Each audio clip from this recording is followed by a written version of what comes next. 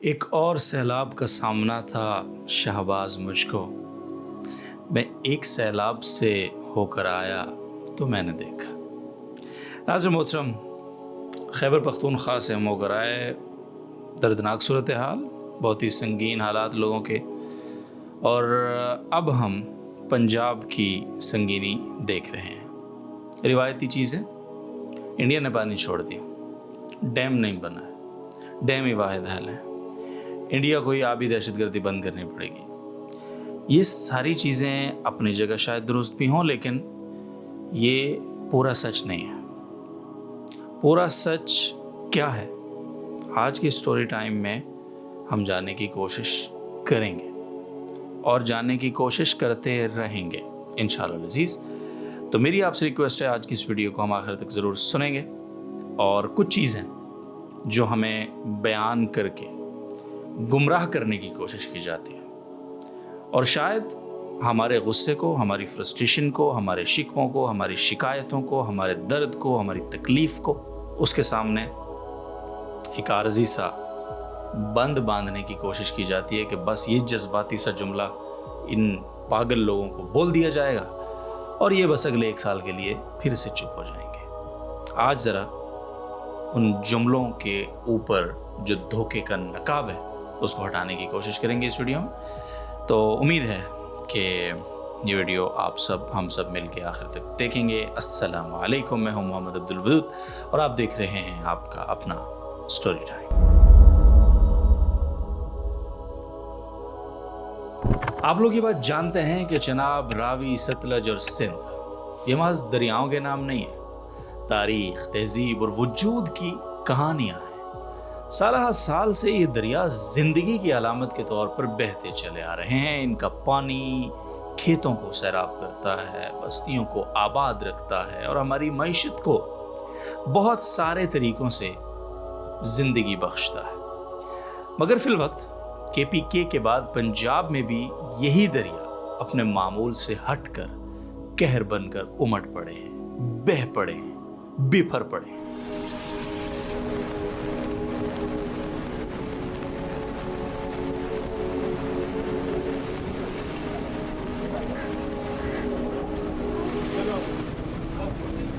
हर साल सैलाब आता है, मगर इस साल की शिद्दत और तबाहकारी ने हमें एक बार फिर मजबूर कर दिया है कि हम सोचें, क्या ये महज कुदरत का गज़ब है या फिर इसके पीछे हमारी अपनी गफलतों का कोई ना ख़त्म होने वाला सिलसिला है।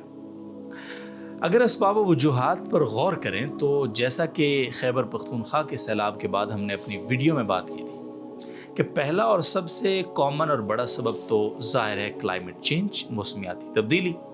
इसे सिर्फ एक साइंसी इस्तिलाह समझकर दोहराने के बजाय अब एक हकीकत के तौर पर मान लेना चाहिए, क्योंकि ये वो हकीकत है जिसकी दहशत की गूंज हम हर साल सुन रहे हैं, और हर साल ये गूंज पहले से ज़्यादा वहशतनाक और शदीद हो रही है। लेकिन हम अगर अपनी बात करें, अपने हुक्मरानों की बात करें, तो टस से मस होने का ही सवाल नहीं है। बदकिस्मती से हम एक ऐसे दौर में जी रहे हैं जहां मौसमों का मिजाज बदल चुका है, लेकिन हुक्मरानों का मिजाज बिल्कुल नहीं बदल रहा। बर्र-ए-सगीर पाक व हिंद का मॉनसून पैटर्न जो सदियों से खास तरतीब से चलता था, वो मुकम्मल तौर पर बेकाबू हो चुका है, लेकिन हमारे हुक्मरान ख्वाब गफलत से बेदार होने का नाम ही नहीं ले रहे। बारिशें अब किसी अंदाजे, वक्त या ज़रूरत के मुताबिक नहीं होती, बल्कि जब भी होती हैं ऐसी अचानक तूफ़ानी कि चंद घंटों में महीनों का पानी ज़मीन पर गिरा देती हैं, जिसे हम माहिरीन की ज़ुबानी कहें तो क्लाउड ब्रस्ट।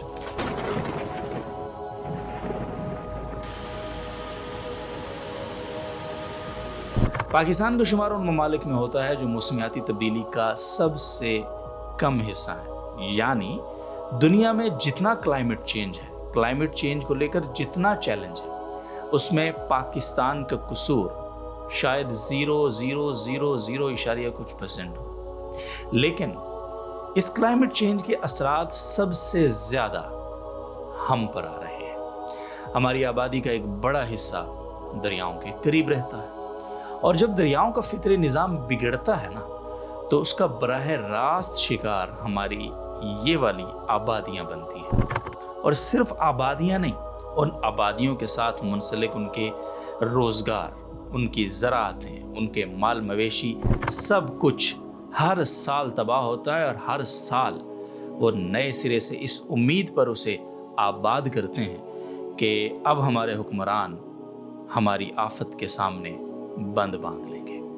لیکن ہر سال ہمارے حکمرانوں کے پاس سوائے جھوٹی تسلیوں کے، سوائے جھوٹے وعدوں کے، اور سوائے وقتی بیرونی امداد کے ذریعے چند خیمے فراہم کر دینے کے، 2 وقت کی شاید بریانی یا پینے کا صاف پانی، 4 دن کچھ ابتدائی طبی امداد دے دینے سے وہ دوبارہ سے اپنے محلوں میں چلے جاتے ہیں، اور یہ جو بیچارے مقامی آباد کار ہیں یہ اگلے سال کی تباہی کے لیے دوبارہ سے خود کو آباد کرتے ہیں۔ سیلاب اور اس کی تباہ کاریوں کا دوسرا بڑا سبب گلیشیئرز کا پگھلنا ہے۔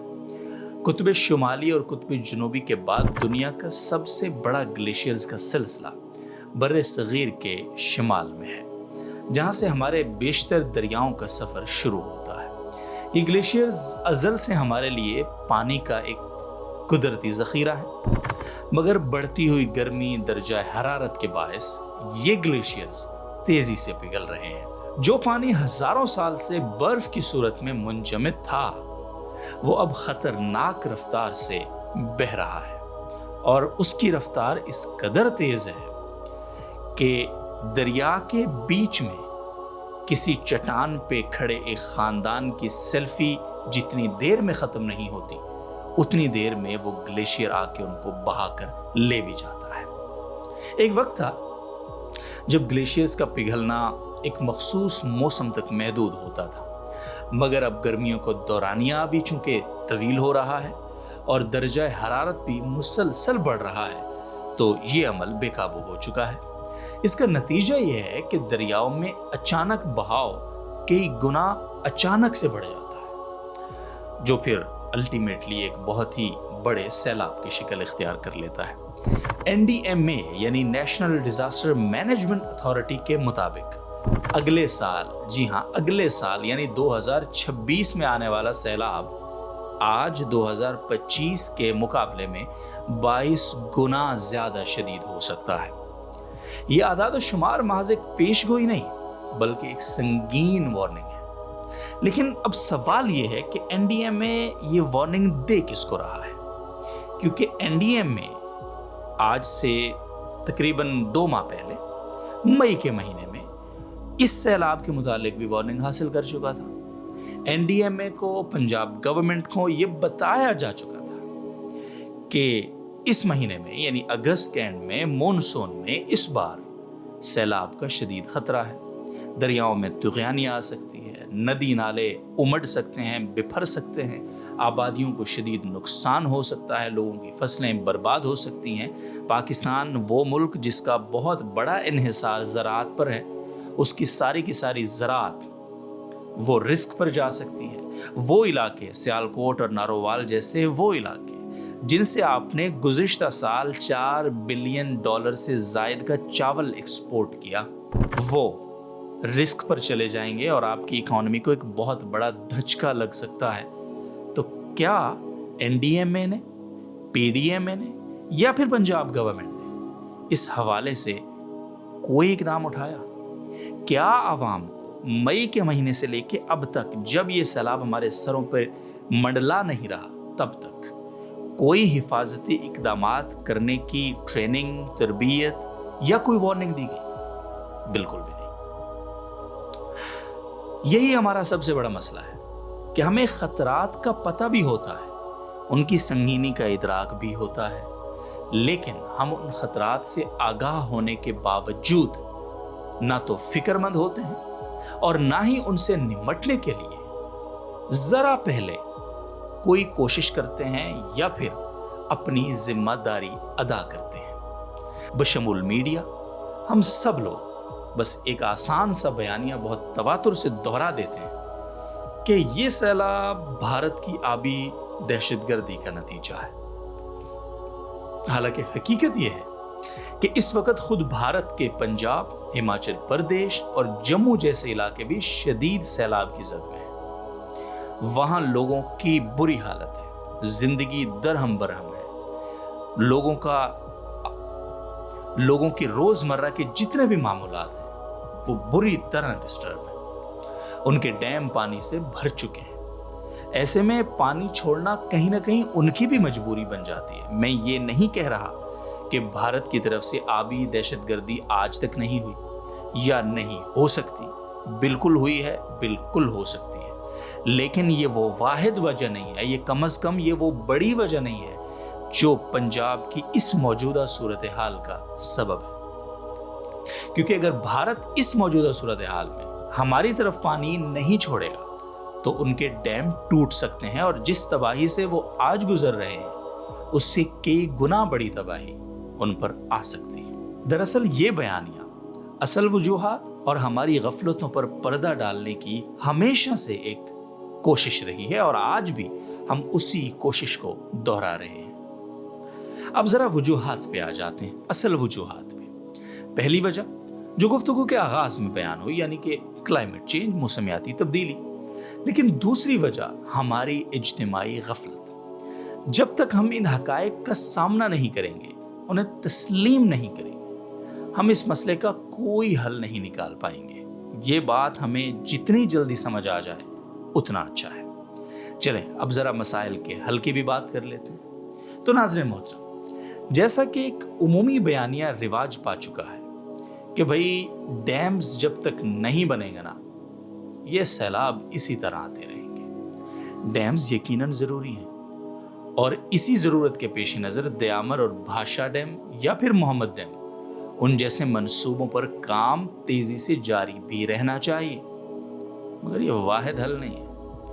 یہ سمجھنا ضروری ہے کہ پنجاب کے میدانی علاقوں میں بڑے ڈیمز بنانا جغرافیائی طور پر ممکن ہی نہیں ہے۔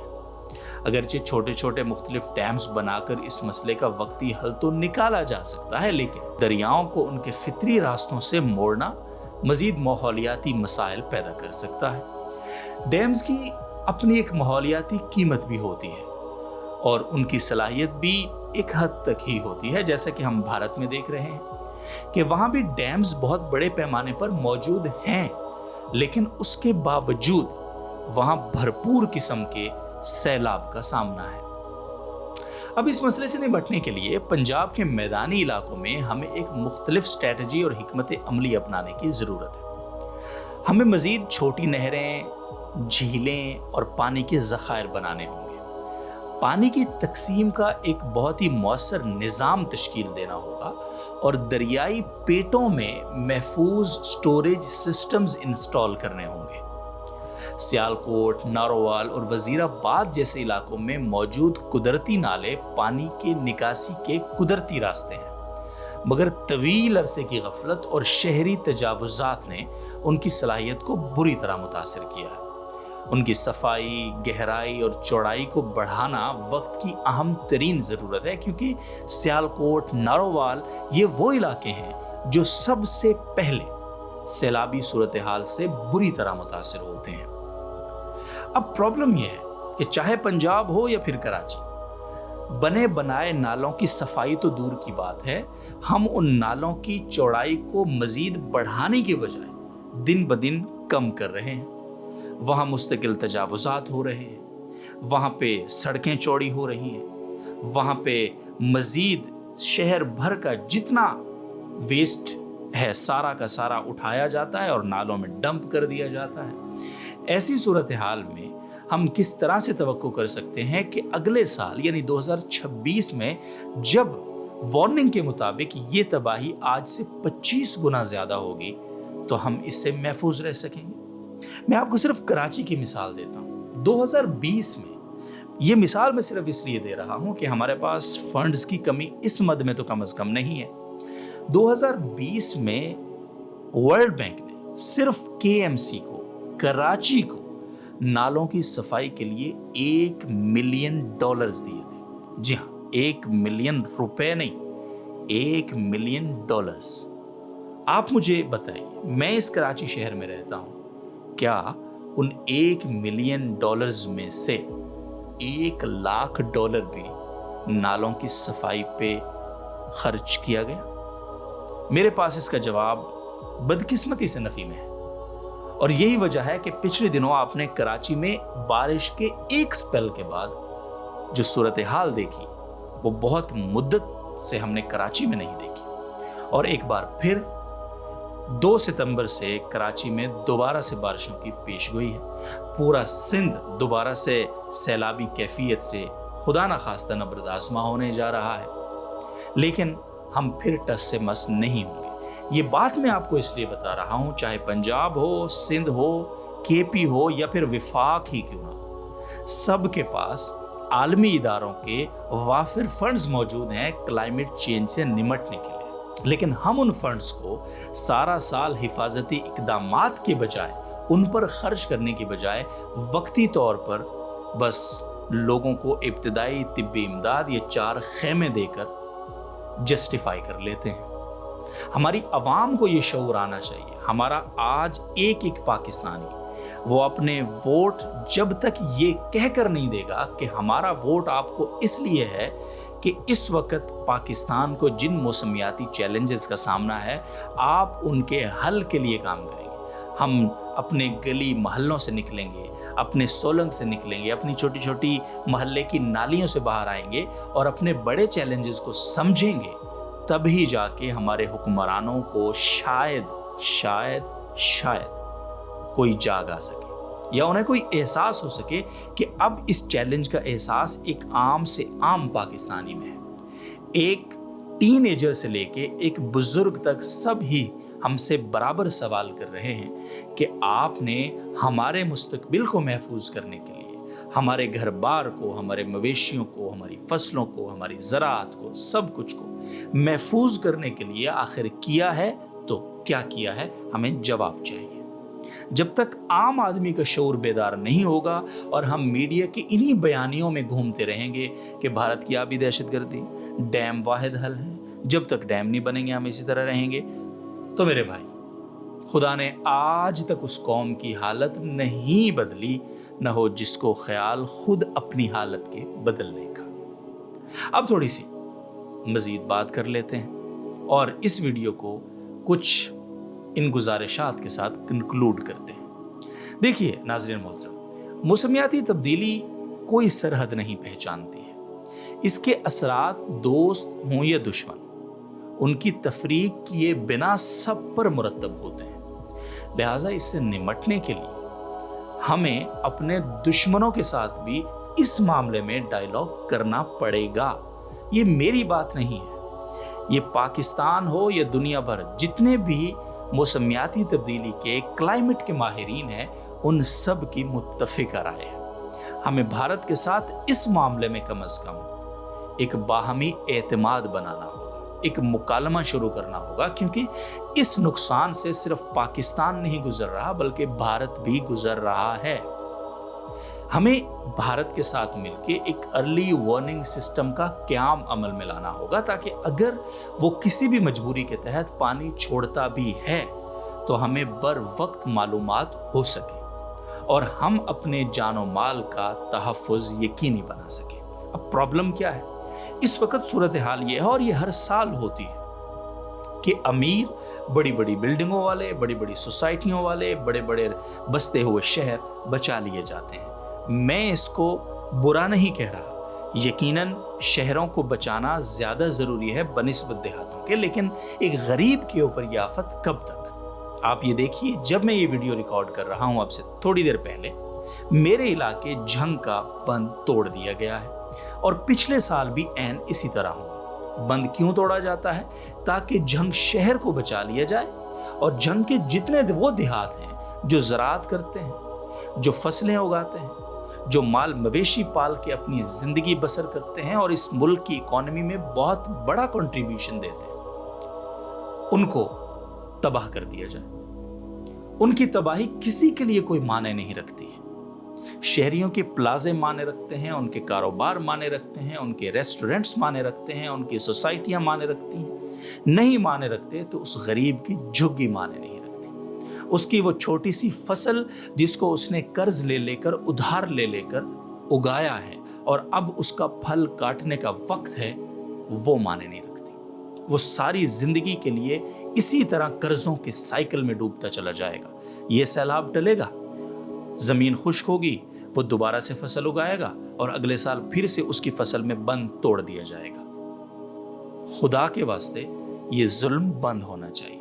ہمیں صحیح طرح سے حقیقی معنوں میں وہ مینجمنٹ کرنی ہے جو ہمارے ہر پاکستانی کے لیے برابر تحفظ کی ضامن ہو۔ قصہ مختصر یہ کہ اب وقت آ گیا ہے کہ ہم اپنے روایتی بیانیوں سے اور روایتی وقتی طریقوں سے ہٹ کر حقیقت کی بنیاد پر فیصلے کریں۔